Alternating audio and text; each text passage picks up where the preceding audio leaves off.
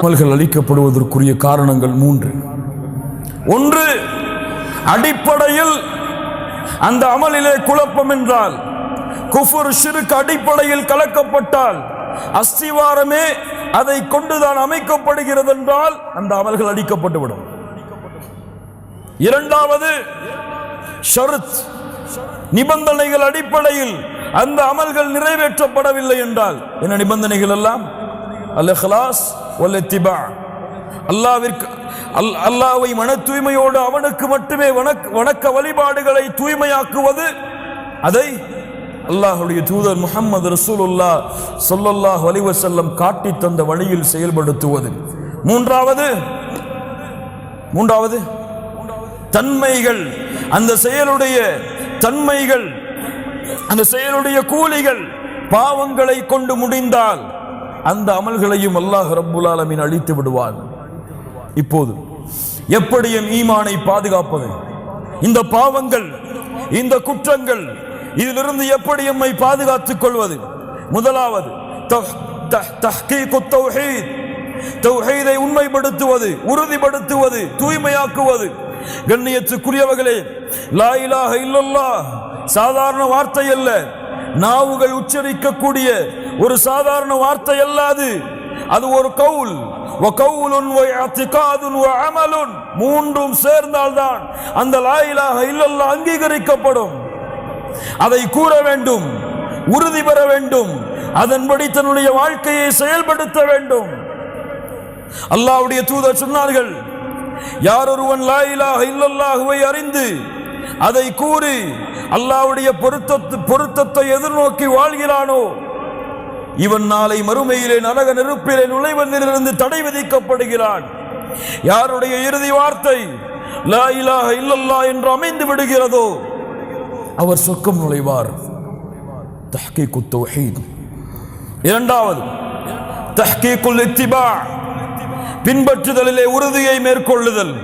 அல்லாஹ்வை தான் பின்பற்றுவேன், அல்லாஹ்வுடைய தூதரை தான் பின்பற்றுவேன், அவர்கள் வழிகாட்டாத எந்த அமல்களை நோக்கியும் எவ்வளவு கோடி நன்மைகளை எனக்கு கொடுத்தாலும் அது அல்லாஹ்வுடைய மார்க்கத்தில் அனுமதிக்கப்பட்டதல்ல, அல்லாஹ்வுடைய தூதரும் அல்லாஹ்வும் வழிகாட்டவில்லை என்று தெரிந்தால் அதை விட்டு விலகி குர்ஆன் சுன்னாவுடைய அமல்களில் உறுதியாவது. மூன்றாவது தஹ்கீகுல் இக்லாஸ், அல்லாஹ்விற்காக மட்டும் நான் செய்வேன், யாருடைய முகத்தையும் நாடியோ, யாருடைய புகழையும் சம்பாதிப்பதற்காகவோ, யாரிடத்திலும் பிரபலியமாக என் பெயர் மாற்றப்பட வேண்டும் என்பதற்காகவோ, எந்த ஒரு கடுகளவு நன்மையை தரக்கூடிய அமலாக இருந்தாலும் செய்ய மாட்டேன் என்று உறுதியை ஏற்பது. நான்காவது தஜ்தீது தௌபா, தௌபாவை புதுப்பிப்பது.